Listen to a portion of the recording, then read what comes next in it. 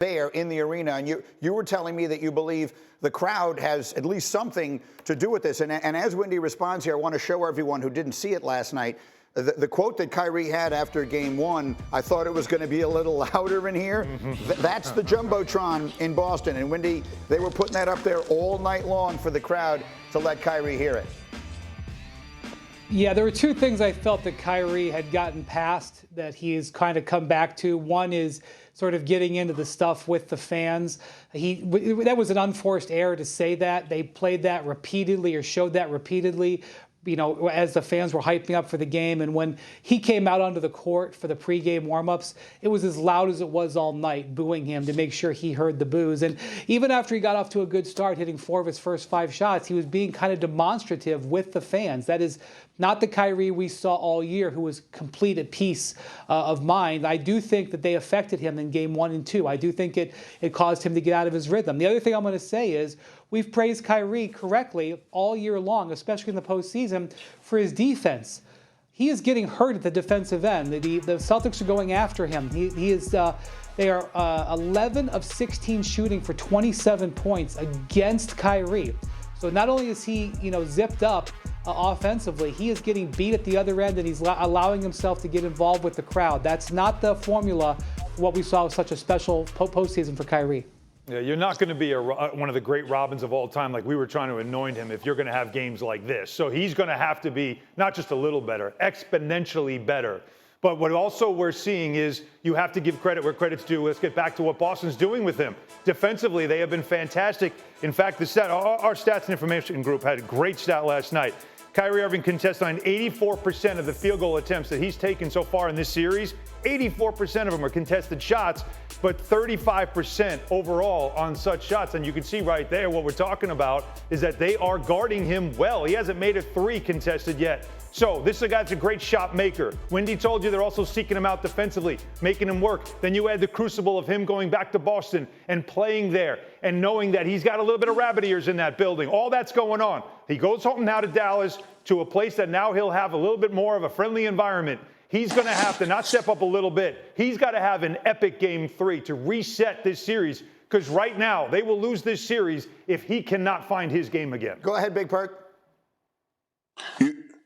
You know who else is feeding off the Boston crowd? It's the players.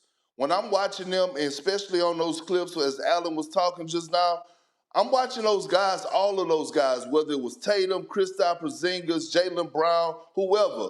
When they got put on the island 101 against Kyrie Irving, they were buckled down, locked in, and was basically saying, "Let me see it." And when you have that type of mindset, that means that you're taking pride in your defensive effort against Kyrie. Listen, the Boston Celtics are not sending a trap towards him. They're saying, you know what? We're going to put the straps on you. They're feeding off the energy of that crowd. Last night, I saw Kristaps Porzingis switch out on Kyrie Irving a few times, and he did what he's supposed to do right here. 7-3, use the stick hand, contain, move his feet a little bit, and when Kyrie leaves his feet to shoot the ball, I'm 7-3, I'm going to contest. It's hard for you to get a great shot. This team has their fans back right now, and they're feeding off the energy, and it's part of the home court advantage. It's a real thing. Yeah, and look, the scene goes back to Dallas. Games 3 and 4 are Wednesday and Friday night. Certainly all this could turn around. But at this moment, Legs, there's a part of me that just feels like pointing out the Boston Celtics are 78-16 this year, right? I mean, they've been the best team from the very beginning. It lulled us to sleep. The East, let's just say it, the East was the junior varsity in the NBA this year. So we overlooked it. And then in the playoffs, everyone they played kept getting hurt. So we kind of overlooked it. But maybe what they're proving through these first 2 games, because they haven't even gotten a signature game from either of their superstars. They're about to have the 2 highest paid players in the entire league. Neither one of them have had a signature game yet in this series, and they're up 2-0. Legs, I think what they're just showing everybody is we are the best team, and we have been from the second the season started. Yeah, there's no doubt. Listen, all year long, they set the tone. They lapped the entire Eastern Conference by winning the conference by 14 games.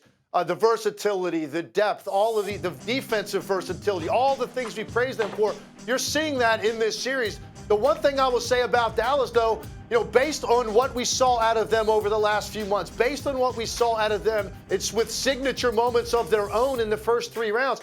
they've been so far beneath their best that I'm still waiting to see, is there another gear that they can get to? We talked a lot about Kyrie. It's not just Kyrie. Nobody on this team is making an open three-point shot in terms of their role players playing off of Luka and Kyrie. We know they can't keep the ball in front. I don't know if that's going to change because that's a personnel thing, and that's really Boston playing to their strength. If they continue to do that, I think Dallas will continue to have challenges there. But their defensive energy overall, Perk alluded to this, he's right. You're not seeing the urgency to get back in front of the ball with 5 guys defensively. You're not seeing the impact of Gafford and Lively, bouncing around with athletic legs in the lane. There's so many areas in which Dallas has been below their best that I'm waiting to see if they can find that when they get to Dallas and make this a series. They're going to have one opportunity to get into this series, and it's going to be on Wednesday night.